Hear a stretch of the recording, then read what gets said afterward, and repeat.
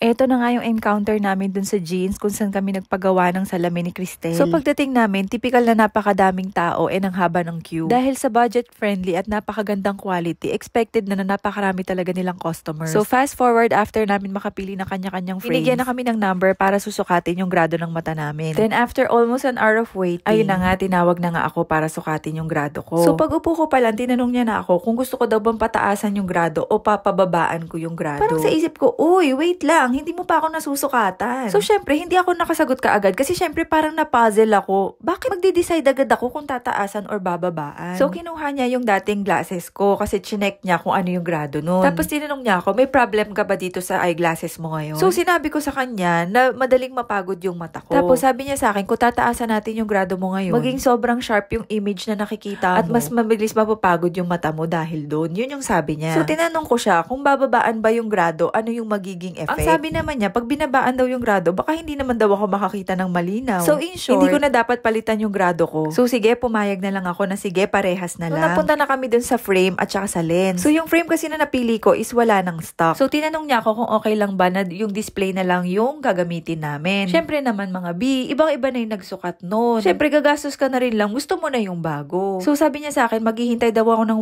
1 week para dun sa pagdating ng bagong frame. Which is sabi ko, sige, okay lang kasi 1 week din aabutin kapag pinabago ko yung lens. Kasi gusto ko yung hindi nagfa-fog. So, nagkaroon kami na misunderstanding dun sa unang nag-attend sa amin. Ang sabi niya kasi is 1 week ang hihintayin namin para sa frame at lens na yun. Yun pala is 1 week para dun sa frame and another week para dun sa lens. Tapos, nung sinabi ko sa kanya na mali yung pagkaka-explain sa akin nung unang nag-attend sa amin, and imbes na humingi siya sa akin ng pasensya kasi mali yung pagkaka-explain sa akin nung kasamahan niya, ginawa niya is umalis siya and pinuntahan niya yung kasamahan niya para sabihan yun. And sobrang nakaka-disappoint kasi kahit sinabihan na siya is hindi man lang lumapit sa akin yung una nag-attend sa amin para mag-sorry sa akin. Or kahit humingi lang ba ng pasensya at least. So, wala rin namang problema sa akin maghintay ng 2 weeks. Ang kaso nga lang, ang sabi niya sa akin, once na dumating yung bagong stock ng frame is kailangan kong bumalik doon para magbayad. And then, tsaka pa lang aandar yung another 1 week para doon sa lens. Grabe B, 1 hour drive siya from bahay namin hanggang doon. Kaya syempre, tinanong ko siya kung pwede bang bayaran ko na lang agad lahat para pagdating ng frame, pwede na agad nilang maayos yung sa lens. Hindi daw pwede yun. Tinanong niya ako kung okay lang ba na yung display frame na lang ang gagamitin or pipili na lang ako ng iba doon sa mga available na frames. Sa point na yun, medyo hindi ko na nagugustuhan yung atake niya sa akin. Kasi parang pinaparamdam sa akin na parang ang laki kong abala sa kanya. So sabi ko, sige, pipili na lang ako ng bagong frame. Pero hindi ako namimili, nakaupo lang ako doon kasi ang pinaka gusto ko talagang gawin is i-cancel ko na lang yung order ko. So after ko, tinawag na nga si Cristel. Actually, dahil nabastusan ako sa kanya, ayoko na sana na siya mag-handle kay Cristel. Kaso siya lang ang available doon. Since hindi pa masyadong maalam si Cristel sa Japanese, sabi ni Jason, nalapitan ko nga daw para i-assist ko. Sa sobrang inis ko sa kanya, hindi ko siya nilapitan. Sabi ko kay Jason, di mag-English siya, mayabang siya eh. At nung sinabi ni Cristel nga na hindi pa siya masyadong maalam sa Japanese, aba, ma-pride din ang gaga.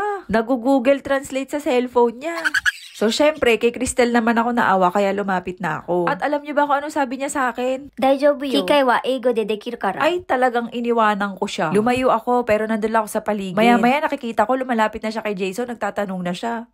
Tapos lahat din ng mga sinasabi ni Cristel, kinokontra niya. Kaya si Cristel naman, nape-pressure siya kasi hindi niya ma-decide kung tama ba yung grado sa kanya or hindi. Grabe, hanggang ngayon, bumabalik tuloy yung inis ko. Kasi kayo may pa-story time pa eh. Anyway, ang ending is nakapili din ako ng frame ko. Kasi inisip ko na lang yung pagod at stress ko at yung gas ko. Ayoko nang bumalik ulit doon at baka mamaya sa susunod siya pa rin na mag-attend sa akin. Destiny lang. Sa totoo lang, nung araw na yun, nire-recall ko kung ano ba yung mga nagawa kong kasalanan. Lord, bakit naman ganun? Charis lang, baka nagkataon lang talaga. So after nga nun, sabi ni Cristel, dahil sa sobrang na-stress ako, ililibre daw niya kami ng Starbucks. Aba, at may maganda rin palang naidulot ang pagka-stress ko na yun. Charis! Grabe, minsan talaga sa buhay natin, meron talagang mga tao na talagang, naku, pakukuliin talaga yung mga dugo natin. Pero totoo talaga yung kasabihan na wag kang gagawa or wag kang magsasalita habang galit ka. Kasi hindi mo talaga alam kung ano yung magiging effect nun sa sasabihan siguro mo. Siguro nga pagod si ate or may pinagdadaanan siya. And sa mga panahon na yun, siguro hindi niya rin napigilan na dalhin sa trabaho kung ano man yung nararamdaman niya. Pero at least, kahit galit ako, nagpasensya ako. Ang masaklap lang is nakimkim ko siya and hindi ko siya nailabas. Kaya parang ako yung mas sobrang affected. Pero at least wala akong nasabi or nagawa na baka mas pagsisihan ko pa siya sa huli. Basta ang mahalaga may bago na kami salamin